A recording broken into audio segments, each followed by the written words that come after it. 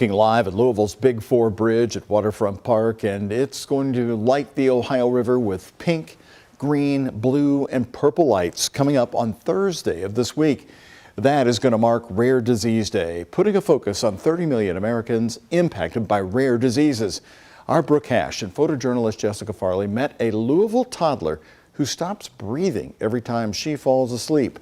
This is Greta's story. It's the moment of the day most parents take for granted. But for 16-month-old Greta Wormling, it's quite the miracle. The one thing she relies on more than her binky is the machine keeping her alive while she sleeps. Every parent worries about their kid, but it hits a little bit differently when you know that all it takes is one time of falling asleep on the couch or one night of accidentally falling asleep without her equipment, and she could fall asleep and not wake up. It's a rare condition without a cure. So it's called Congenital central hypoventilation syndrome. With maybe 2,500 cases in the entire world. Part of her brainstem doesn't work properly, so when she falls asleep, her brain stops sending signals to her diaphragm to tell her to breathe.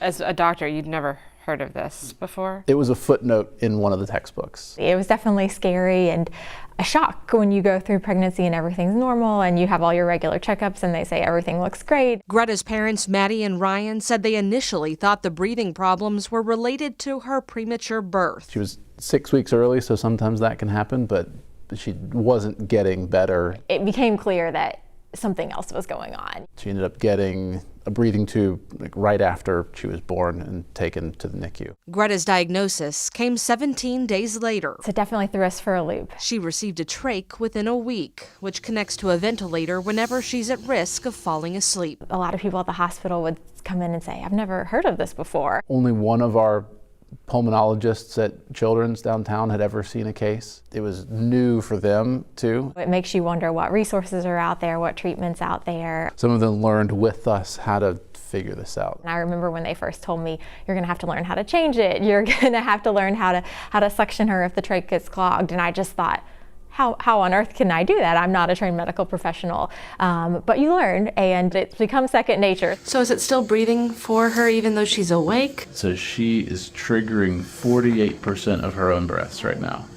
And you can see as she's waking up, that number kind of starts to climb. And then if she's not breathing at all, it gives her an entire breath. Today, Greta seems unbothered by her condition. She's a typical toddler. She's definitely getting that personality, but she really is a happy baby, I think, starting to babble and make some noises around her trach. As long as she's awake, she's free from the vent, though it's never far away. I do think each stage of her life will bring new challenges. Fast forward a few years, she's going to want to do a lot of things that other kids do. She might want to go swimming, go to a sleepover, and we're going to have to tell her she can't do certain things because of her condition. As rare as it is, we're very lucky. There is hope Greta will have more options in the future. I think there's a lot of hope and there's a lot of people doing amazing things out there. Just like people can get a pacemaker in their heart, you can get a pacemaker for your diaphragm. We're really trying to raise awareness and, quite frankly, funds to help further research. And not just to Greta's rare condition, but lots of kids. There are a lot of individual rare diseases that sort of get forgotten, so we want to sort of bring that to everybody's attention. In Louisville, with photojournalist Jessica Farley, Brooke Hash, WHAS 11 on your side. Greta's condition is typically not detected until after birth. It is a lifelong and life-threatening disorder that does not resolve on its own. So when you see the Big Four Bridge on Thursday, think of Greta and the millions like her, hoping to not only survive their diseases, but thrive with them.